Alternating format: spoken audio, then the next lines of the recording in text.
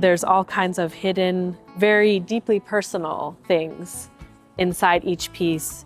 So besides the processes that go into it that make each one totally unique, there's also these little bits of myself, so no piece could ever be replicated.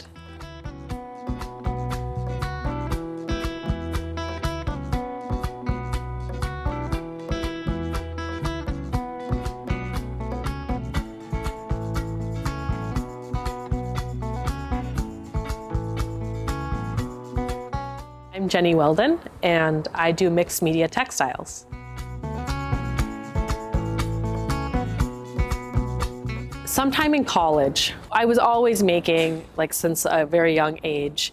And growing up, I learned that artists can't make a living. But in college, I had this wonderful chemistry professor. He was actually my academic advisor. He saw my art portfolio, and I had come to the school on scholarship.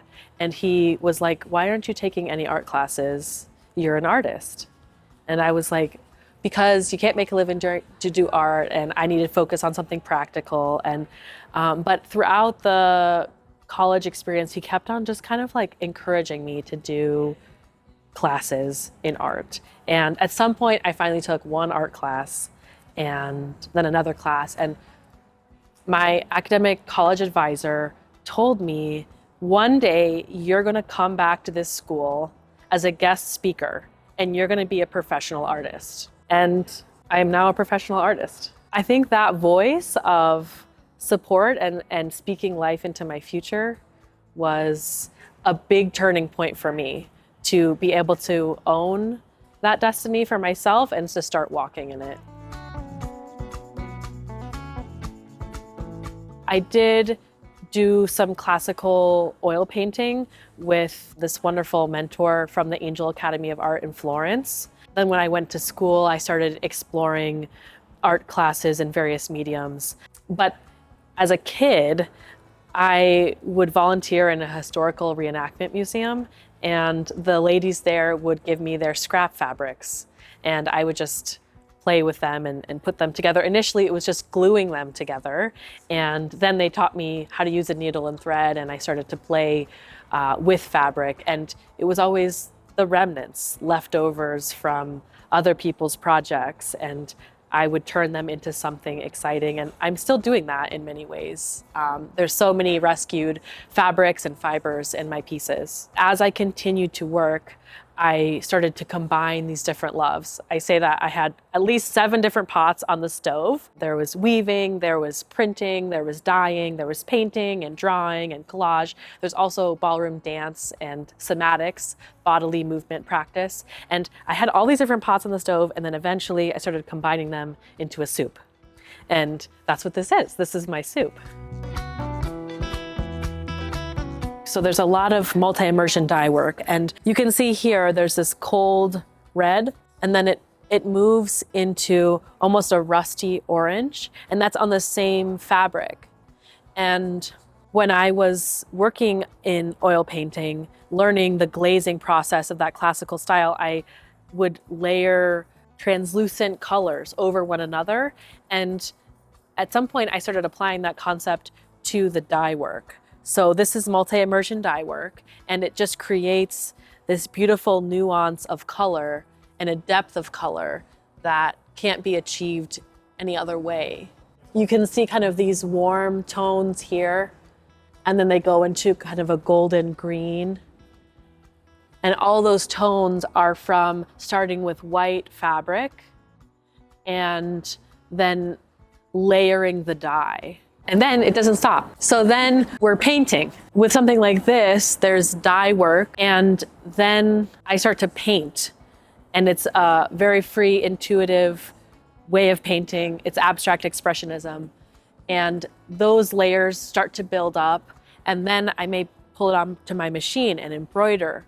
And then I'm stitching, and every single stitch here is produced through the movements of my body. So there's also a dance component. And then these fibers, many of these fibers are rescued or hand dyed. And so those are also added in. And then I might start to destroy parts of the work. and cut away. So you can see there's segments that have actually been removed. This piece was created through many different layers of fabric stacked on top of each other. And then I began to cut them to reveal this dyed layer of flannel. And then once those layers were revealed, then I came back in with torn silk. They all have their own stories. Some of them come from mills that no longer exist. Some of them are dead stock fabrics, which means that they're from some industry and they're remnants and they will get thrown away because they've done a run of something and they no longer need that. But the fabric itself is perfectly good. And so I often will source it that way, sometimes loved ones. But they also have a lot of personal significance to me. This piece is a component from a modular work called 12 Hands. This really chunky piece that creates a pathway through the work is actually the piece of a hospital blanket.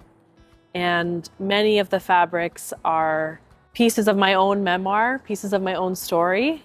And I had a very significant health experience. It was a near-death experience. And I have since used remnants from that time in my work. And so there's all kinds of hidden, very deeply personal things inside each piece. So besides the processes that go into it that make each one totally unique, there's also these little bits of myself. So no piece could ever be replicated. I have this amazing dialogue with the work and also with this inner voice. And that mysterious process is my favorite. So when I'm creating the work, I don't have a plan or a vision for what it's going to be, and instead I'm listening. It's a listening practice, and it's also a practice where I'm almost the medium and trying to see what the work needs and what the work wants, and then bring that forward. And when I work at my machine, I can only ever see this small section at a time. And unveiling the giant piece, that's definitely a favorite component of the practice. I had a friend of a friend who had been to the show and said, you have to come and maybe someday exhibit here. And so I came and I just instantly knew this is a place that I wanted to be. And that was 10 years ago. And this past year, I felt ready in my life and work to come. And so I applied and I got in, and it feels like a great fit.